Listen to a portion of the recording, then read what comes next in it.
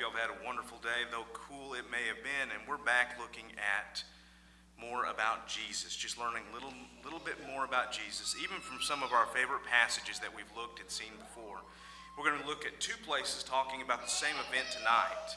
We're going to look in Matthew chapter 4 and then look in Luke chapter 5. Matthew chapter 4, we have verse 18 through 20 where Jesus calls his first disciples.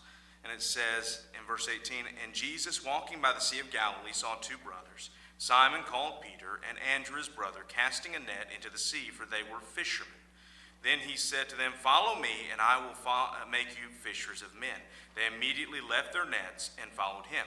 Now, one thing to keep in mind when we read the Bible, especially the Gospels, is a lot of events that mentions are abbreviated. What that means is it doesn't give us every play-by-play, every single word. It gives us the main point a lot of times. Sometimes one goes into more detail than another, and they have a reason for doing that. Here, Matthew is a little more abbreviating it. Keep in mind that when rabbis would choose their mathetes, their disciples, or taladim, their learners, they oftentimes chose from the best and the brightest that had went to synagogue school.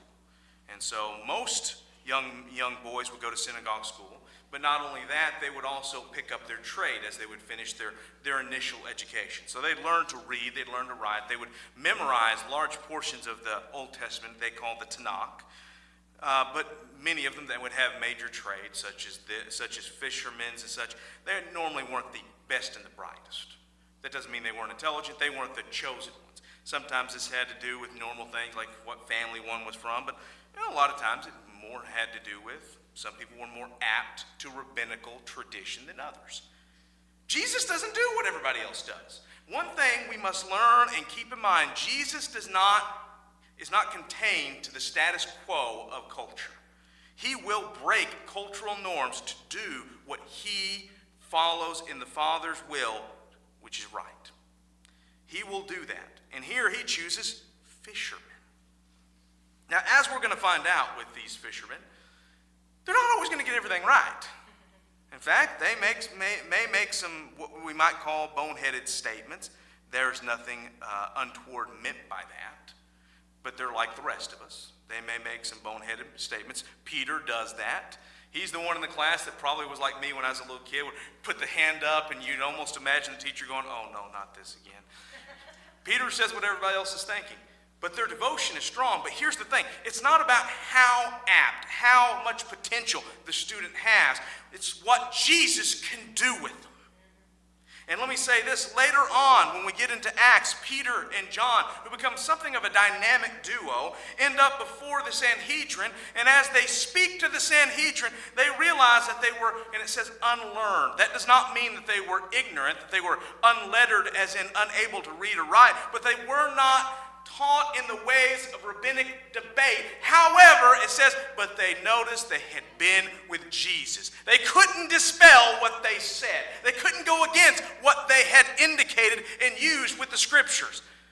In other words, they were pesky and right. Something about the Bible, when it's put in context, can do that. I will go a few extra verses. We're going to see a few other people here. They immediately left their nets and followed. Going on from there, he saw two other brothers, James, the son of Zebedee, and John, his brother, in the boat with Zebedee, their father, mending their nets. He called them, and immediately they left the boat and their father and followed him. Now, if we go to the beginning of the John's gospel and some of these other gospel accounts, it almost seems like we got some things mixed up. And that's not the case. We got to remember there's a difference between initial interest and being actually called to follow. When John the Baptist baptizes Jesus, some of them follow Jesus, but they've not been officially called as disciples. There's a difference in that. And there's a difference between being called as a disciple and being appointed as an apostle. Jesus didn't do that very often. There's only 12 specifically that are mentioned in his ministry, right? So that's not the same as being a disciple. Jesus had many disciples. Remember, he sends out 72 at one point.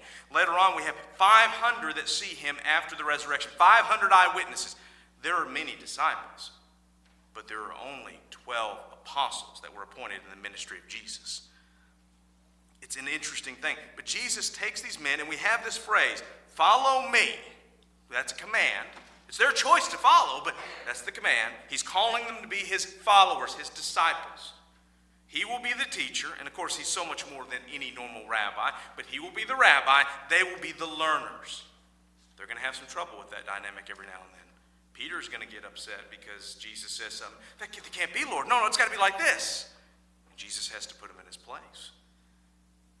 But also, and I will make you fishers of men.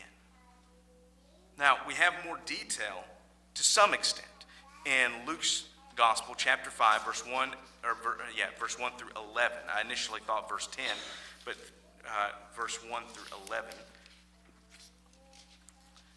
And we read here, so it was, as the multitude pressed about him to hear the word of God, that he stood by the lake Gennesaret. That's another name for the Sea of Galilee. It is actually a large lake. But you got to remember, to people like that, sea, lake, the words in Greek and in Hebrew aren't really of any difference. It can mean the same concept. It's a big body of water. It's also known at times as the Sea of Tiberias, because there's a large city there named after one of the Caesars, and it has several names. But this is the Sea of Galilee, and saw two boats standing by the lake, but the fishermen had gone from them and were washing their nets. Then he got into one of the boats, which was Simon's, and asked him to put out a little from the land, and he sat down and taught the multitudes from the boat. Now, why would Jesus do this? Obviously, these are people that are already interested in Jesus. They've listened. They've listened to what he's had to say. But they've recently done some work. They've went out and they've tried to catch some fish, and they've not been able to catch anything. This is normally done at night, and so this is probably a little earlier in the morning portion. And Jesus is already teaching, and he asked to use one of their boats. And of course, they're going to defer to him. They're not going to say no. He gets in the boat and says, put out a little ways. This would actually help with the natural speaking, because the water would bounce the sound waves easier. They understood how to maximize their voices without amplification of things like microphones. They were very intelligent. So Jesus uses this to his advantage. Plus, it gives him a little bit of distance from the crowd. If you're in a crowd, very easily people can get you off track, can't they? Maybe they're doing this. Maybe someone asks a quick question. If there's a little bit of a distance, you can keep your momentum of speaking. When he stopped speaking, he said to Simon, launch into the deep and let down your nets for a catch. But Simon answered and said to him, Master, we have toiled all night and caught nothing. Nevertheless, at your word, I will let down the net. So he is submitting to what Jesus says, but Peter's also kind of giving a little bit of a square indication that I don't see how anything's going to come from it. Is he being sarcastic? No, he's just making known. We've been at it all night. Nighttime was the best time to fish. It's daytime now, which that adverse effect is actually not going to nullify what Jesus does. It's going to make all more powerful what Jesus does. But notice he calls him master, which is a way of referring to teacher. Teacher. You know, he's already accepted Jesus as teacher, accepted Jesus as special, and he is willing to respond and submit to what Jesus says, even though he makes known his doubt, a little bit of doubt there. And when they had done this, they caught a great number of fish, and their net was breaking. You got to have a lot of fish to do that. A lot of fish to do that indeed. So they signaled to their partners in the other boat to come and help them. And they came and filled both the boats so that they began to sink. Get the idea in the Greek. The process is in the beginning of process. They're beginning to sink. It's that much weight. I can't really imagine that, but I haven't been on a lot of boats in my life. The ones I have been, I'm scared of the idea of them beginning to sink.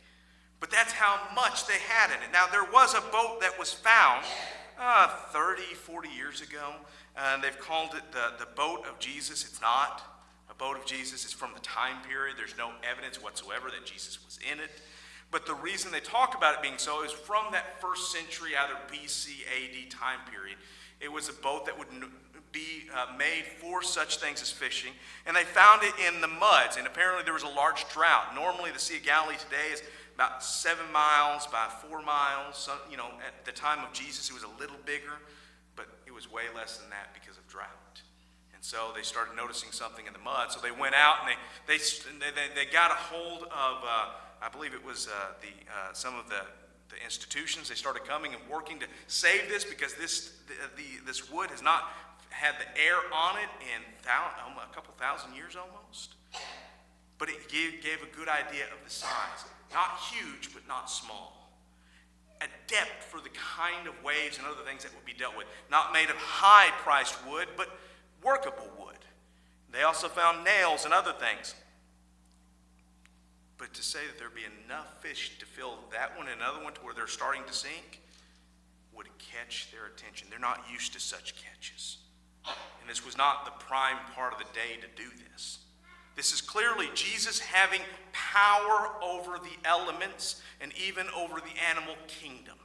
If we want to think about someone like Daniel in the lion's den, I want you to know Jesus had power over whether it be lions, tigers, bears, and you can say, oh my. It doesn't matter who it is.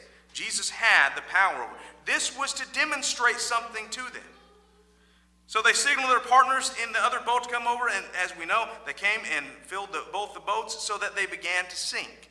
When Simon Peter saw it, he fell down at Jesus' knees, saying, "Depart from me, for I am a sinful man, O Lord."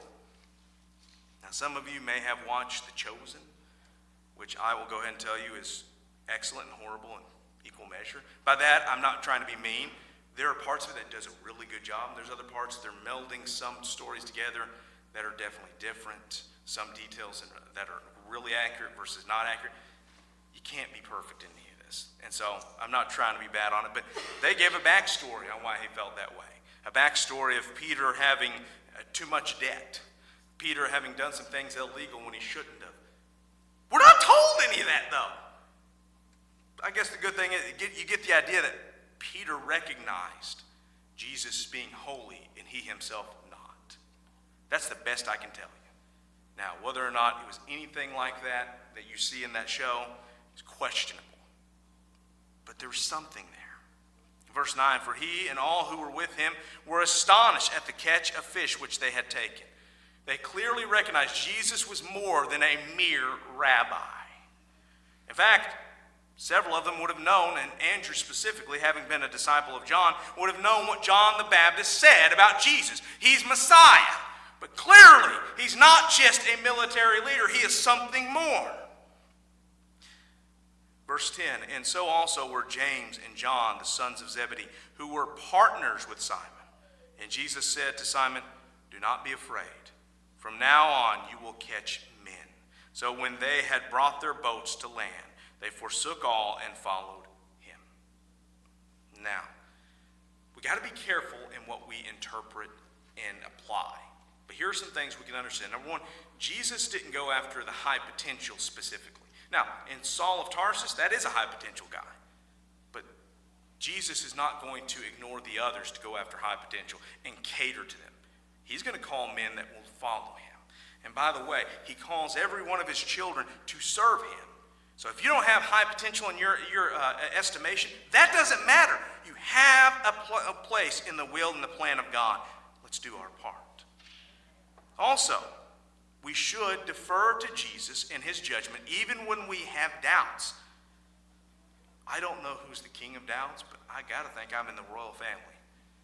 Maybe you're part of there too. Maybe we can all have some coats to be a part of that club.